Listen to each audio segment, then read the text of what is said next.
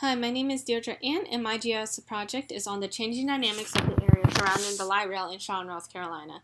So for those of you who don't know, Charlotte got its light rail in 2008, and it allowed for a higher economic revenue for the city, which allowed for higher development in higher retail stores and apartments along the rail line.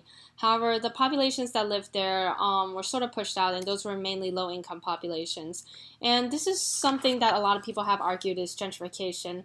So the goal of my project is to analyze the change in infrastructural development in terms of housing and retail, as well as race and social class since the addition of the light rail in 2008. And I'll be analyzing from two different points of time, 2005 and 2015. That's before the light rail and a significant time after the light rail. And the analysis questions that I'm looking at have to deal with an area within 2,500 feet of the light rail itself. And the questions are how many businesses are within the zone that have a property tax increase in 2005 compared to 2015? What is the total land area under development for non-low-income housing in 2005 compared to 2015? And what are the differences in areas of the historically Black and Hispanic neighborhoods, as well as the low-income housing complexes over the past decade?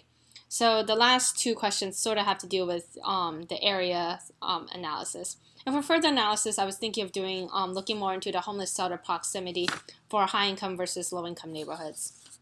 So this is my, I do the VCL for ArcMap, but this is my map, so what I have so far. And as you can see, I already clipped and buffered a lot of the information. And most of my information that talks about the tax value increases in the first one comes from the information I got from the Charlotte GIS site, and that's the land use and tax from 2015 and also 2005 up here.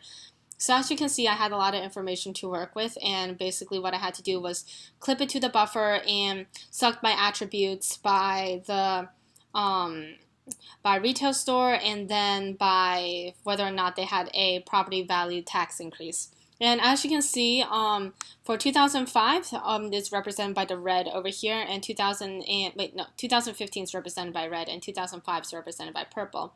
So as you can see, there's a lot more red than purple that's displayed. So there were a few tax value increases that were purple in 2005, but in 2015 is where you see the most of the tax value increases, and that's after the light rail.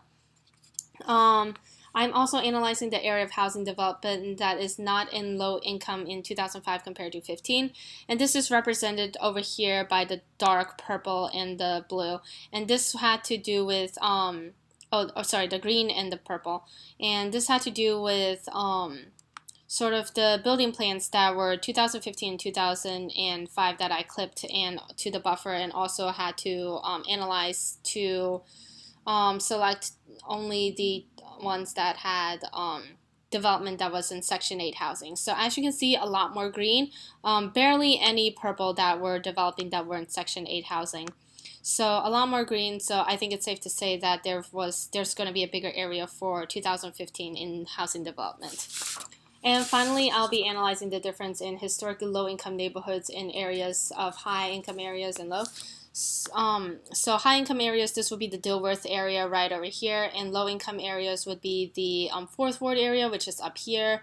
And as you can see, it's populated by a higher amount of the homeless shelters as well. So I'm going to be comparing the areas by using the address geocoder. And as you can see, that's the buffer. As you can see right now, I already have the different things, and what is predicted is that the higher income level area of Dilworth is going to grow, whereas the other areas are shrinking due to an analysis that's not helping, due to the existing land use that is populating around the area that I found. And now going back to the